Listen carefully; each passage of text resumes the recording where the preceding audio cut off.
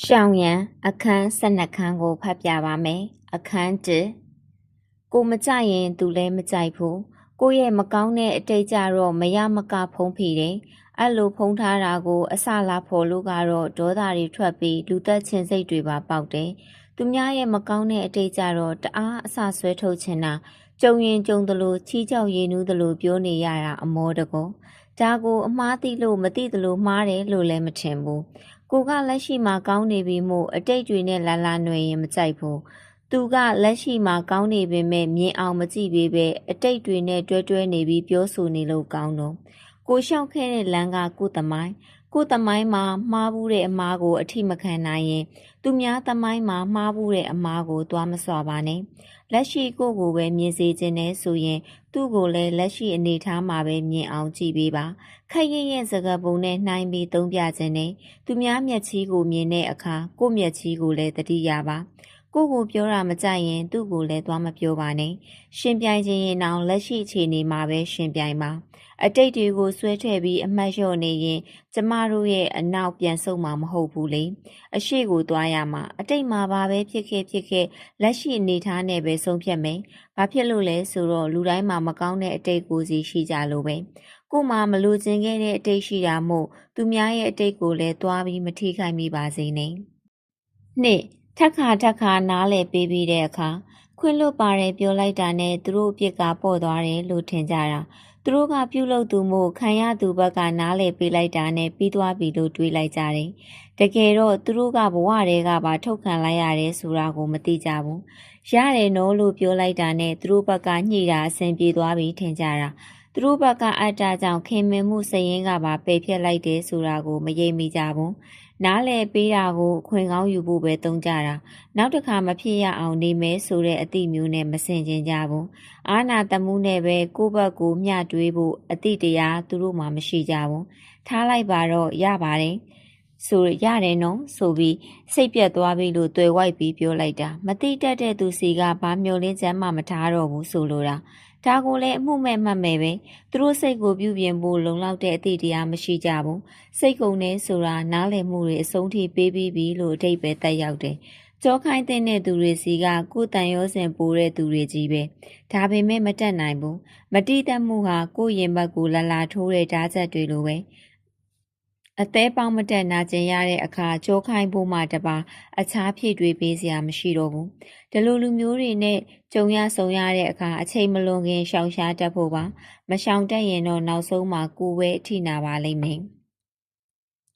3နောက်ဆုံးအခြေအနေထိကိုယ်အမှားမရှိစေနဲ့သူမလာခြင်းတဲ့လမ်းကိုလမ်းစီအတင်းမခေါ်နဲ့သူမလုပ်ချင်တဲ့အရာကိုအတင်းဖိအားမပေးမိစေနဲ့သူစိတ်ချမ်းသာသလိုနေပါစေဆိုပြီးလက်လွတ်ထားပေးလိုက်ပါသူ့ဘက်ကတိတက်လို့ကိုယ်စိတ်ကိုမြင်အောင်ကြည့်ပေးခဲ့ရင်ကိုကံကောင်းတယ်လို့သတ်မှတ်ပြီးသူ့ဘက်ကမတိတက်ခဲ့ရင်သူနဲ့တွေ့ရတဲ့ကိုကံတရားဟာမကောင်းဘူးလို့ဖြေသိတတ်ရမယ်လူနှစ်ယောက်စုံစည်းမှုဟာရေစက်ပါတလောက်ပဲတဲ့ဒီလူနဲ့ကိုကရေစက်မကုံတဲ့၍တွေ့ဆုံနေရမှာပဲဆိုတော့သူ့ကိုလည်းစိတ်မညစ်အောင်ကိုကလည်းစိတ်မညစ်ရအောင်ကိုဘက်ကသူ့ပေါ်ထားတဲ့စိတ်တချို့တွေကထိမ့်တင်တာကိုထိမ့်ပြီးနေတတ်အောင်နေရမယ်ကိုတောင်ဖြစ်ချင်နိုင်မဖြစ်နိုင်တာသူတစ်ပါးစီကကိုဖြစ်ချင်တာကိုရဖို့မျှော်လင့်ချက်ထားတင်လားမထားတင်ဘူးလေကိုပဲပင်ပန်းရတာပေါ့သူမလာချင်ဘူးโอเคမလာနဲ့သူမလုပ်ချင်ဘူးโอเคမလုပ်နဲ့သူ့စိတ်တိုင်းနေပါစေသူ့လွတ်လပ်ခွင့်ကိုသူအပြည့်အဝအသုံးချပါစေသူ့ထိန်ချုပ်ကိုကဲမှုနဲ့မဟုတ်ပဲသူ့ခံယူချက်နဲ့သူလုတ်ပိုင်ခွင့်ပေးထားလိုက်ပါဟုတ်မဟုတ်သူပြောရင်ကိုပြောတယ်လို့ရမှာပေါ့ဒီလူနဲ့ရေဆက်မကုံတဲ့၍ဆက်နေရမယ်ပတ်သက်မှုရှိတယ်မဟုတ်လားတစ်ချိန်ကွဲကွာသားရရင်တော့အမုန်းနဲ့မဟုတ်ပဲကိုနားလည်မှုနဲ့မထိုက်တန်တာကိုသူ့ကိုယ်သူသိပြီးသူ့ကိုယ်သူမှားတယ်ဆိုတဲ့အသည့်မျိုးနဲ့ပဲနှုတ်ဆက်သွားပါစေလောကမှာဘလောက်ချစ်ကိုလူမစစ်မှန်ရင်လွဲရမှာပဲလက်မခံခြင်းလဲလက်ခံရမယ်တန်ရောစင်ကိုထပ်မများစေဖို့တတိထားရမယ်၄စိတ်တန်ရာဟာပူနာပါတယ်သူကကိုယ့်ထက်ပိုတာတဲ့နေရာကိုရောက်သွားတယ်ဒါဟာကိုယ့်ထက်ပိုပြီးကြိုးစားအားထုတ်မှုကောင်းလို့ပဲသူကိုပေါ်ထားတဲ့စိတ်ဘလို့ရှိဒါကသူ့အပိုင်းသူနဲ့တတ်မတဲလို့ဆိုတဲ့အကြောင်းပြချက်နဲ့အောက်ဖဲမလန်ခြင်းဘူး သူကိုပေါ်ဖို့ကောင်းခဲ့မကောင်းခဲ့သူလှုပ်ခဲ့တိုင်းလဲကိုမလှုပ်ရဘူးသူစိတ်ရင်းတိုင်းသူ့ဘဝကသွားလိမ့်မယ်ကိုကအာကုသို့အဖြစ်ခံပြီးသူ့ကိုဘဝထဲမထည့်မထားဘူးသူ့အဆင့်နဲ့ကိုအဆင့်မတူဘူးဆိုတာကိုသိရင်ရပြီ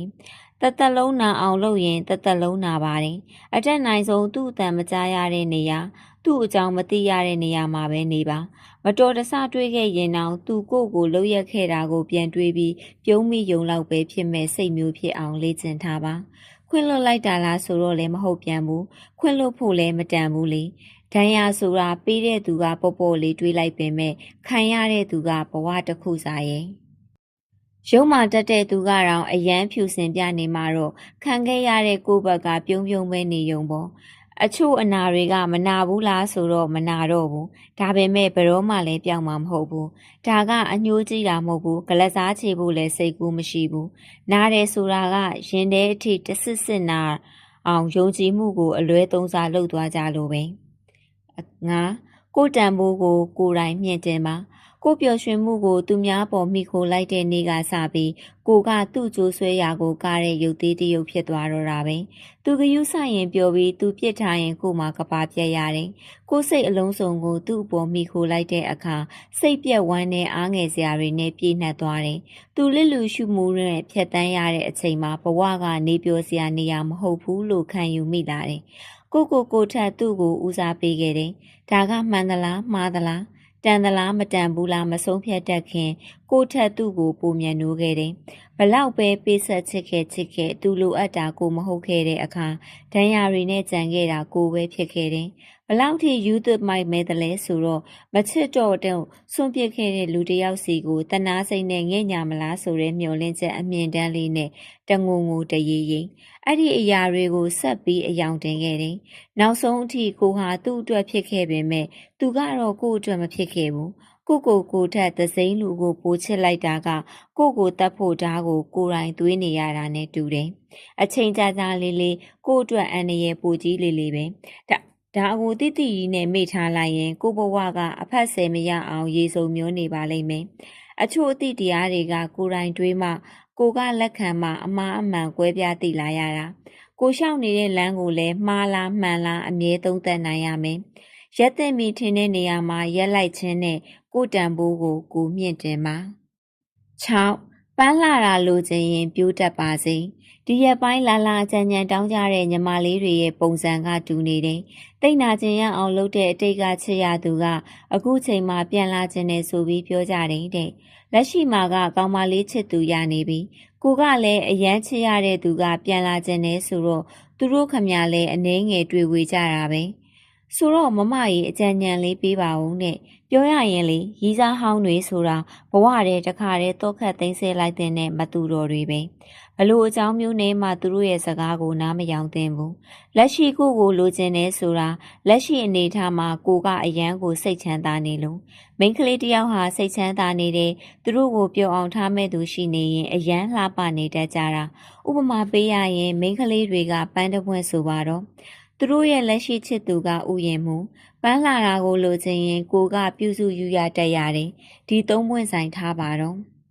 ဒီလိုအခြေအနေမျိုးမှာအရင်ရီးစားကပန်းမဆိုင်တတ်တဲ့ဥယျာဉ်မှုနဲ့တူပြီးလက်ရှိချစ်သူကပန်းပြိုးတတ်တဲ့ဥယျာဉ်မှုနဲ့တူတယ်ပန်းတပွင့်ရဲ့လှပခြင်းကိုသာသိပြီးဒီပန်းလေးလှလာဖို့အတွက်ကြိုးစားပေးတဲ့အရေးချင်းသူ့မှာမရှိဘူးသူများခြံထဲရောက်မှလှတဲ့ကိုပန်းကလေးကိုသူကပြန်လိုချင်တယ်ဒါပေမဲ့သူမသိတာကကိုစီရောက်လာခဲ့ရင်ဒီပန်းလေးကအခုလိုမျိုးလှပနေမှာမဟုတ်ဘူးဆိုတာပဲတချို့ကလှတာလေးကိုကြိုက်ကြတယ်လှအောင်ထားရမယ့်နည်းလမ်းတွေကိုမသိဘူးမိန်းကလေးတယောက်ကိုစိတ်ချမ်းသာအောင်ထားဖို့ငွေကြေးတွေကြီးပဲလိုအပ်တာမဟုတ်ဘူးကိုယ့်ရဲ့ဂရုစိုက်မှုကျင်နာမှုနဲ့နှွေးထွေးမှုတွေလိုတယ်သူကကိုချစ်တယ်ဆိုတာကိုစိတ်ထဲမှာတန်တရားမဝင်နိုင်တဲ့အထိယုံကြည်အောင်နေပြတတ်တဲ့သူမျိုးနဲ့တွေ့ဆုံလာတဲ့အခါအဲ့ဒီလူရဲ့လက်ကိုဖမ်းဆုပ်ထားပါကိုအချစ်ရေးကံကောင်းတဲ့မိန်းမလို့ခံယူစေနိုင်တဲ့အမျိုးသားလေးနဲ့တွေ့မှကိုယ့်ရဲ့ချစ်ချင်းမြတ်တာကိုပို့ပြီးထုတ်ပြပါဘယ်တော့မှလက်လွတ်မခံပါနဲ့ပြီးတော့ကိုယ့်အပေါ်မကောင်းတဲ့သူစီကိုရောင်းမားပြီးတောင်စိတ်မလဲပါစေနဲ့စာဖတ်သူယွန်းပါ ခုနှစ်ကောင်းတာလေးတွေပေါ်လွင်ပါစေအမရဲ့အသည့်အကိုကြီးတယောက်ရှိတယ်သိယုံပဲနော်မရင်းနေဘူးမခင်ဘူးဘလို့သိတာလဲဆိုတော့သူကပရဟိတလုပ်တာသူ့ကိုကြိတ်ပြီးလေးစားခဲ့ရတယ်လမ်းမှာတွေ့တိုင်းပရဟိတလုပ်တဲ့အကိုလို့တန်းပြီးခေါင်းထဲရောက်လာတဲ့အထိလေးစားခဲ့ရတာတနေ့တော့သူကကိစ္စတစ်ခုကို group မှာပို့တင်လိုက်တယ်အဲ့ဒီ post အောက်မှာပဲသူ့အမြင်နဲ့မတူတဲ့ယောက်ျားလေးမိန်းကလေးမရွေးဘူးငါနိုင်ရင်ပြီးရောဆိုပြီးအောက်တန်းစားစကားလုံးတွေနဲ့ပြောနေလိုက်ပုံများလေးစားမိသမျှတဲတဲ့ရည်သွန်းဒီလိုကိစ္စကတခါတည်းလားဆိုတော့မဟုတ်ဘူးသူနဲ့အမြင်မတူတိုင်းသူလုပ်လေးရှိတာပေါ့တစ်ဖက်ကကောင်းကောင်းပြောနေလဲသူခမညာမနိုင်ရင်စဆဲတော့တာပဲကြာလာတော့သူ့ကိုပရဟိတလုပ်တယ်ဆိုတာနဲ့တွဲမမြင်တော့ဘူးရိုင်းတယ်လို့တန်းတွေးမိသွားရောအခုဆိုသူ့ကိုတွေ့တိုင်းစိတ်ထဲမှာလေးစားတဲ့အဆင့်ကနေကြက်ချေခက်ပြတဲ့အဆင့်ထိထိုးကျသွားတယ်ဘလောက်ထိစိတ်ပြတ်မိသွားလဲဆိုတော့သူများတွေကပရဟိတသမားလေးလို့ချီးမွမ်းကြရင်တော့မရိုင်းတာကိုကာဗာလုပ်ဖို့ပရဟိတလုပ်တာများလားရဲ့လို့သတ်မှတ်လိုက်မိတဲ့အထိသူကအမစိတ်ထဲမှာရိုးကျသွားတယ်။တချို့ကလည်းပြောကြတယ်ပရဟိတလေးလုပ်လို့သာရိုင်းတာတော့အတော်လေးရိုင်းနေတဲ့။သူ့ကိုမြင်တာနဲ့ကိုယ့်ကိုကြတော့မကောင်းတာတစ်ခုခုနဲ့တွဲမြင်မိမှစိုးရိမ်တော့နေရတကာလိုက်ဆင်ခြင်းမိတော့တယ်။ကောင်းအောင်နေပြီးတော့မှကောင်းတာလေးပဲတွဲသိစေခြင်းနဲ့လေ။ဒါမှမြင်ရတဲ့သူတွေကကိုယ့်ကိုမြင်တာနဲ့ချစ်ခင်မယ်လေးစားမယ်။ဒါလို့ဆိုရင်ကိုကလည်းပိုပြီးဂုဏ်တက်တာပေါ့။ကိုယ့်ရဲ့ကောင်းမှုလေးတွေကိုမကောင်းတာတွေတခုအတွက်ညှိုးမိုင်းသွားရတယ်ဆိုရင်ဒါကကိုယ့်အတွက်ဆုံးရှုံးမှုပဲဆိုတော့ပြင်သင့်တာတွေကိုပြုပြင်ကြရအောင်ရှစ်ရွေးချယ်မှုမမားစေခြင်းတချို့မိန်းကလေးတွေကအိမ်အောင်သာကျသွားတယ်အပြူရှုံးတဲ့အထိနုဖတ်နေတာပဲအမြဲတမ်းပြုံးရွှင်နေပြီးအမြဲတမ်းစိတ်ချမ်းသာနေတာတချို့မိန်းကလေးတွေကြတော့ချစ်သူဘဝမှာနဲ့ပူလောင်မှုဒုက္ခတွေစိတ်မချမ်းသာမှုတွေအသက်ရှိတာထက်ပိုပြီးအိုစားနေတတ်တဲ့မိန်းမမျိုးတွေတကယ်ရှိတယ်မိဘအရေးမှာဘယင်မလိုနေရပြီးအိမ်အောင်ကျတဲ့အခါမင်းသမီးလေးလိုနေရတယ်ဆိုတာအဲ့ဒီမိန်းမရွေးချယ်လိုက်တဲ့သူကလူကြီးလူကောင်းပြီးသားလိုပဲတချို့ကောင်မလေးတွေဆိုရင်ချစ်သူဘဝမှာနဲ့ဖောက်ပြန်ခံလိုက်ရအနိုင်ယူတာခံလိုက်ရအိပ်ပြက်အစားပြက်မိဘကဘလောက်စိတ်ချမ်းသာအောင်ထားချစ်သူတယောက်အတွက်အရွယ်နဲ့မလိုက်တဲ့တောကတွေကြားမှာတချို့အိမ်အောင်တွေကပိုပြီးဒုက္ခများရတယ်တယောက်တည်းနေတဲ့မိန်းကလေးတယောက်ရဲ့ပျော်ရွှင်မှုကကိုယ့်ပေါ်ကိုတက်ရောက်ပင်မဲ့ချစ်သူဒါမှမဟုတ်အိမ်အောင်တဲ့အမျိုးသမီးတယောက်ရဲ့ပျော်ရွှင်မှုကသူတို့အားကိုးတကြီးဖမ်းဆုပ်ထားတဲ့လက်တစုံပေါ်အများကြီးမိခိုပါတယ်ချစ်သူဘဝမှာတော့မပျော်ရွှင်ရရင်အိမ်အောင်တဲ့ဘဝအထိခုံပြစ်ဝင်ဖို့ဘယ်တော့မှမကြိုးစားပါနဲ့လောကမှာရှိတဲ့ယောက်ျားတိုင်းကယောက်ျားကောင်းမဟုတ်ပါဘူးချစ်တယ်လို့ပြောဖို့လွယ်သလောက်ချစ်တာကိုကိုချစ်သူသိတာမြင်တာအောင်ဖော်ပြကြဖို့သိခဲရင်တက်ပါတယ်တကယ်ချစ်တဲ့သူတွေကပဲလုပ်ပြနိုင်တာကိုကံကြွေးဆက်ဖို့လူလဲပေးရတယ်ပြီးခဲ့တဲ့အချိန်ကာလတစ်ခုမှာအတိအမတယောက်ကသူ့ကောင်လေးနဲ့အဆင်မပြေတဲ့အကြောင်းသူ့ကိုဘလို့အနိုင်ကျင့်ကြောင်းပြောပြလာတော့စိတ်ပြည့်ရင်လမ်းခွဲလိုက်ပါလို့ပြောလိုက်တယ်။သူတို့ချစ်သူတက်တန်းက3နှစ်ကျော်နေပြီဆိုတော့3နှစ်အတွင်းရှိခဲ့တဲ့အထီးရှာတွေစက်ထုံးတွေကိုသူတို့အသိဆုံးနေမှာပေါ့။ပေါ့ပေါ့လေးတွေးပြီးအကြံပြုလိုက်တာ။ကိုကအိမ်မနဲ့ရင်းနှီးတော့သူ့ကောင်လေးကိုမျက်မှန်းတမ်းမိယုံပေါ့။သိတဲ့အတိုင်းကိုကလည်းဖာသီးဖာသာနေတတ်တော့သူ့ကောင်လေးနဲ့မခင်ဘူး။တရက်တော့သူ့ကောင်လေးကကိုလာပြောတယ်။ညီမကြောင့်သူကအကိုကိုဖြတ်တာတဲ့။ညီမစာရီဖတ်ပြီးသူကအကိုကိုအပြစ်ပဲမြင်တာတဲ့။ကိုကလည်းရုတ်တရက်ဆွန့်အားသွားတာပေါ့။မိန်းကလေးတွေကတီးခံနိုင်စွမ်းကုန်ဆုံးသွားရင်သူ့အလိုပြတ်သားရဲတာကိုဒီလိုမသိဘူးလားလို့တွေးရင်ပြန်ပြောလိုက်သေးတယ်။ညီမပြောပြီးတယ်ဆိုရင်တော့သူကညီမပြောတာနားထောင်ခြင်းမှနားထောင်မှာပေါ့သူဆုံးဖြတ်ချက်နဲ့သူလုပ်တာလေညီမကိုအကိုကိုပြဿနာတဲ့ဆွဲမထဲနဲ့ညီမစာကိုဖတ်တာနဲ့အကိုကိုဖြတ်တယ်ဆိုရင်တော့အကိုကဖြတ်ချင်စရာဖြစ်နေလို့နေမှာပေါ့လို့ရန်တွေးမိလိုက်သေးတယ်ကိုကလည်းမျိုးသိမ့်မထားတတ်တဲ့လူဆိုတော့ဒီအကြောင်းကိုချက်ချင်းအိတ်အမစီသွားပြောတယ်အိတ်အမကတော့အေးအေးဆေးဆေးပဲ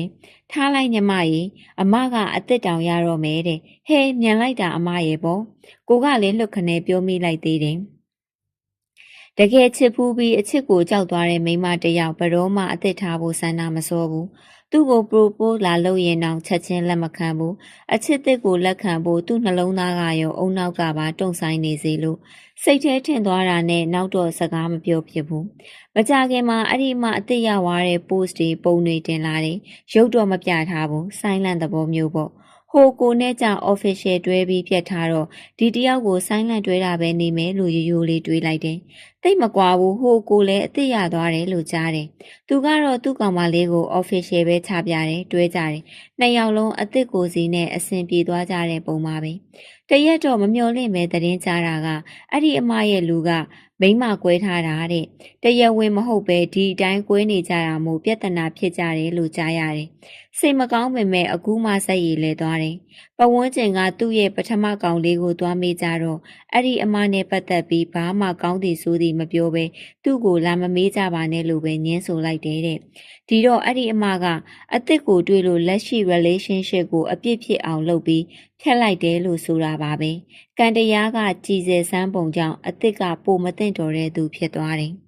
။သူတို့နှစ်ယောက်ကိုကြည့်ပြီးအတိတစ်ခုရလိုက်တယ်။ပိုကောင်းတာကိုလိုချင်ရင်ပိုဆိုးတာတွေဖြစ်သွားတတ်တဲ့အကြောင်းအကယ်၍မဖြတ်ပဲသူ့လူကိုပိုကောင်းအောင်ပြုပြင်မယ်။ဒါမှမဟုတ်အစ်စ်မထားသေးပဲတယောက်တည်းနေအောင်မဲဆိုရင်ဒီလိုကန်ဆိုးမှုဖြစ်လာမှာမဟုတ်ဘူးဆိုတာပဲ။ဒါပေမဲ့လည်းနောက်ဆုံးတော့ဖြည့်သိမ့်စရာရှာရမယ်ဆိုရင်အတိတ်ကံအကျွေးကိုဆက်ဖို့လူပြောင်းပေးရတာလို့ပဲလမ်းခွဲပြီးသွားကြတဲ့ချစ်သူနှစ်ယောက်မှာဘသူကအစ်စ်ရတာမြန်နေဆိုတာထက်ဘသူကအစ်စ်ကိုပိုကောင်းတယ်ဆိုတာမျိုးပဲဖြစ်စေခြင်းနဲ့အချစ်တစ်ခုကိုတိဆောက်ဖို့အလျင်စောဖို့မလိုဘူးအမားကိုတည်ပြီးတဲ့နောက်မှာနောက်ထပ်ရွေးလိုက်တဲ့သူကစစ်မှန်နေဖို့ပဲလိုတာ10အမားဟာရှက်စရာမဟုတ်ဘူးအမားတချို့ဟာရှက်စရာမဟုတ်သလိုဖုံးကွယ်ထားဖို့လည်းမဟုတ်ဘူးတချို့တွေကအမားကိုမှားပါတယ်လို့ဝန်ခံဖို့အတော်လေးဝင်လေးတာကိုတွေ့ရတယ်။လူတိုင်းမှာကိုမလိုချင်တဲ့အစိတ်ပိုင်းအမားတွေရှိကြတာပဲ။ဒါပေမဲ့မှားပါတယ်လို့ဝန်မခံပဲနေလိုက်တာကကိုဖြစ်ဘူးတဲ့အမားကွယ်ပြောက်သွားမှာမဟုတ်ဘူး။အတိတ်ကအမားတွေပြန်ပြုပြင်လို့မရဘူး။မှန်တယ်။သို့တော်ဒီအမားကိုလက်ခံပြီးနောက်ခါအလားတူအမားမျိုးမမှားအောင်နေမယ်လို့ကိုစိတ်ကိုခွန်အားပြန်ဖြည့်ရမှာမမှားပါဘူးလို့ဝန်မခံတဲ့၍ကိုအမားကကိုရောကိုညာလိုက်တဲ့တစ်ဖက်လူကိုရောလိပ်ပြမတန်ဖြစ်စေမှာပါပဲဘဝရဲ့အမားတွေကိုပြောရရင်အများကြီးပဲပြန်အောင်မတွေးကျင်တဲ့အထိအမားတွေရှိခဲ့တယ်ဒါပေမဲ့ကိုအမားကိုမမားခဲ့ဘူးလို့ကိုမလိမ်ချင်ဘူးအ ਨੇ ဆုံးတော့ကိုအတိစိတ်နှုနယ်တုန်းကအမားတွေအပေါ်ကိုယူသားခြင်းနဲ့ပြီးတော့ကိုအနာကလူတွေပေါ်အယူသားဆုံးဆက်ဆံခြင်းနဲ့မှားဘူးတဲ့လူကမမားဘူးလို့အတင်းဖြေရှင်းတတ်ကြတယ်မမားဘူးတဲ့လူကိုတော့ဆွဆွဲလာရင်သွေးအေးနဲ့ဖြေရှင်းတတ်ကြတယ်။မဖြူစင်တဲ့သူကဖြူစင်ပါတယ်လို့လောကချုံနေချိန်မှာဖြူစင်တဲ့သူတွေကပြုံးလေးပဲကြည်နေတတ်ကြတယ်။အမားကရှက်စရာမဟုတ်ပါဘူး။သင်ခန်းစာအသစ်တစ်ခုပါ။အမားကိုဝင်မခံပဲမမားဘူးလို့အမားပေါ်အမားဆင့်လိုက်တာကကိုယ်စိတ်ကိုသိငင်အောင်လုပ်လိုက်တာနဲ့အတူတူပါပဲ။အမားကိုဝင်ခံပြီးအမားပေါ်တာဝန်ယူတတ်တဲ့သူမျိုးဖြစ်စေခြင်းနဲ့ကိုကညင်းလိုက်တိုင်းလဲကို့အမားကအမှန်တရားမဖြစ်သွားဘူးလေအမားကိုဝန်ခံရတဲ့တတ္တိရှိမှသူကစိတ်ထဲအောင်နိုင်တဲ့တကယ်သူရဲကောင်းအစ်စ်ပါအမားကိုဝန်မခံမဲနေလိုက်ရင်ကိုဟာဘတော်မှလိပ်ပြတန်တန်နဲ့အသက်ရှင်နေနိုင်မှာမဟုတ်ပါဘူး7အိမ်အောင်တစ်ခုတိဆောက်မယ်ဆိုရင်ချစ်ပါတယ်ပြောပြီးမိမအလုပ်ယောက်ျားအလုပ်ခွဲခြားတတ်တဲ့လူမျိုးကိုကျမကရဲချင်ပါတယ်။အိမ်အောင်တဲ့ယောက်ျားတစ်ယောက်ကငွေရှာပေးုံနဲ့အိမ်ထောင်တာဝန်ကိုကြေပြွန်တယ်လို့သတ်မှတ်ထားရင်အဲ့ဒီယောက်ျားရဲ့မိန်းအမျိုးသမီးကကန်ဆိုးတာပါပဲ။မိမနေမကောင်းတဲ့အချိန်မှာဖြစ်ဖြစ်ခလေးနေမကောင်းတဲ့အချိန်မျိုးမှာဖြစ်ဖြစ်ကိုယောက်ျားကအိမ်မှုကိစ္စကိုတတ်နိုင်တဲ့လောက်ဝင်လုပ်ကူပေးရင်အဲ့ဒီမိမကကန်ကောင်းတယ်လို့သတ်မှတ်ပေးခြင်းပါတယ်။ကျမအသိလင်မယားရှိတယ်နှစ်ယောက်စလုံးဝန်ထမ်းဒါပေမဲ့ထမင်းထုတ်ဖို့မိမကဘယ်တော့မှစောစောမထားရဘူးယောက်ျားဖြစ်သူကမနက်စောစောထားတယ်ထမင်းဟင်းချက်ပြီးကြိုက်နေအသင်ထည့်ထားပေးတယ်ခလေးအတွက်မနက်စာပြင်ထားပေးတယ်မိမကနိုးလာတာနဲ့ရေချိုးအလှပြင် breakfast စာရုံးသွားရုံပဲခလေးထိန်ဖို့ကိုလည်းသူ့ဘက်ကညမဝမ်းခွဲကိုခေါ်ထားပေးတယ်။ရုံးပိတ်ရဲ့အိမ်သားမှာသူကိုယ်တိုင်ပေါက်ပြားကင်ပြီးသေးရွက်ဆိုင်တယ်။အဲ့ဒီမိန်းအမကတိတ်ကန်ကောင်းတာပဲ။အိမ်အောင်မကြခင်ကမိဘတွေလက်ထက်မှာဘရင်မှာအိမ်အောင်ကြတော့လဲမင်းသမီးသူ့ကောင်းခြင်းတွေကဘဝမှာစစ်မှန်တဲ့လူနဲ့တွေ့ဆုံခြင်းပဲ။နောက်ဆုံးနွဲတဲ့တွေကယောက်ျားကအရက်တောက်တယ်။အလုတ်ကလည်းမမဲရမရှိဘူး။မနက်စောစောမထဘူး။မိမယုံသွားကန်နေခလေးထိန်ကူမယ်။အိမ်မှုကိစ္စလုပ်ကူမယ်။တွေးတောင်မတွေးကြည့်ဘူးထင်ပါတယ်။မိမကထမင်းအိုးတန်းလန်းနဲ့ရေချိုးဖို့ပြင်နေချိန်ခလေးကထငိုတာတောင်ယောက်ျားဖြစ်သူကထပြီးမချော်ဘူး။ဒါချစ်သူဘဝမှာကို့ပေါ်နုနာခံနေဆိုပြီးရွေးချယ်ခဲ့တဲ့သူပဲလို့ အဲ့ဒီအမကပြောပြတော့ထပ်ပြီးအံ့ဩရပြန်နေမိမတွေအိမ်အောင်ပြုတယ်ဆိုတာထီထိုးသလိုပဲဆိုတာကိုလက်ခံလာတယ်အိမ်အောင်တစ်ခုတိဆောက်ဖို့ဆိုတာတေချာအချိန်ယူပြီးစဉ်းစားသင့်ပင်မဲ့တချို့အိမ်အောင်ရေးတွေကတခဏအတွင်းလက်ထက်ကြပင်မဲ့တသက်တာအဆင်ပြေကြတယ်တချို့ကတေချာအချိန်ယူပြီးရွေးချယ်ပင်မဲ့ကံမကောင်းတတ်ကြဘူးအိမ်အောင်ပြုပြီးဆိုတော့ယောက်ျားလေးရောမိန်းကလေးရောအိမ်အောင်ရှင်မဘဝမျိုးစိတ်ရောကိုယ်ပါပြောင်းလဲရမှာပါသားသမီးတွေရဲ့အနာဂတ်စိတ်အပြုမှုတွေကောင်းမကောင်းဆိုတာအရာအလုံးကအဖေအမေနဲ့အများကြီးသက်ဆိုင်ပါတယ်အိမ်အောင်တစ်ခုပြုတော့မယ်ဆိုရင်ယောက်ျားလေးဘက်ကဒီအိမ်အောင်တာဝန်ဒီမိန်းမမွေးလာမဲ့သားသမီးတွေကိုနှွေးထွေးမှုတာဝန်ယူမှုကိုအပြည့်အဝပေးနိုင်မှသာလက်ထပ်ပါမိန်းကလေးတွေအနေနဲ့ကတော့ဒီယောက်ျားဒီအိမ်အောင်ရှင်မဘဝနဲ့ယောက်ျားတာဝန်အိမ်ထောင်တာဝန်သားသမီးရလာရင်သားသမီးတာဝန်တွေကိုယောက်ျားနဲ့အတူဒန်းတူနှွေးထွေးမှုကျင်နာမှုပေးနိုင်မှလက်ထပ်ဖို့ဆုံးဖြတ်ပါအိမ်အောင်ရေးဟာတိဆောက်ဖို့ခတ်သလောက်ပျက်စီးပြတ်တောက်ဖို့တိတ်လွယ်တဲ့တန်ရိုးစင်ကျိုးမြင်လေးတစ်ချောင်းပါလွယ်ကူကူပဲဆုံးဖြတ်ပြီးအိမ်အောင်တစ်ခုတိဆောက်လိုက်ဖို့ဘယ်တော့မှအစောတလင်မဆုံးဖြတ်ပါနဲ့စနစ်စွန့်ပစ်မှာတေးကြပြီလားကိုရွေးချယ်ထားတဲ့ချစ်သူကိုစိတ်ပြက်နေပြီဆိုရင်ဒီစာကိုအရင်ဖတ်ပေးပါဘာကြောင့်လဲသူမကပုံပြက်ပန်းပြက်ဖြစ်လာလို့လားလက်ရှိကောင်မလေးကသူမထက်ပိုချောနေလို့လားမမေ့ပါနဲ့မင်းချစ်သူကအရင်ကချောခဲ့ပါတယ်အခုရုပ်ဆိုးသွားတာမှန်တယ်မင်းလုပ်ရက်တွေကြောင့်သူမပူလောင်ခဲ့ရတယ်အိပ်ပြက်ခဲ့ရတယ်စိတ်ထောင်းကိုကြီးဟုတ်တယ်သူမအရင်ကလိုလှပမှာမဟုတ်တော့ဘူးဒါကသူမမင်းပေါ်မှာထားခဲ့တဲ့ချစ်ချင်းကြောင့်ပဲသူမရုပ်ဆိုးရခြင်းတရက်ခံကမင်းကိုယ်တိုင်ပဲသူမကပွားစီပြောလာတယ်တဲ့လားခြေလန်းတွေမူမမှန်တော့တဲ့ချစ်သူတယောက်ကိုတန်ရတွေဝင်လာတာသူမမမားဘူးမင်းအရင်ကလိုမဟုတ်ဘူးအခုလက်ရှိမိန်းကလေးကိုမတွေ့ခင်ကသူမတဝင်းတိုးတာယူဆိုင်တာစိတ်ပူလို့တွတ်မှားတာကြည်နူးခံစားဘူးတယ်မဟုတ်လားအခုမှနားပူတယ်ညီးရအောင်မင်းကရောအနေထိုင်မှန်ခဲ့လို့လားလို့တွေးတတ်ပါစေ။သူမကအတုံးမဝင်တော့ဘူးလား။သူမဖြည့်ဆည်းပေးခဲ့တော့ကตายရနေခဲ့ပြီးသူမလဲပြိုတော့မှခါချတော့မယ်ပေါ့။အသစ်ကလေးရှိတော့မှအဟောင်းကိုစွန့်ပစ်ချင်တာမဆန်းဘူး။ဒါပေမဲ့တခုရှိတာကမင်းဟာตาတဲ့ဘက်ကိုညာစားတတ်တဲ့တန်ဖိုးမဲ့လူသားဖြစ်သွားပြီ။မမေ့ပါနဲ့မင်းလန်းခွဲခြင်းနေတဲ့ချစ်သူကဟိုတုန်းက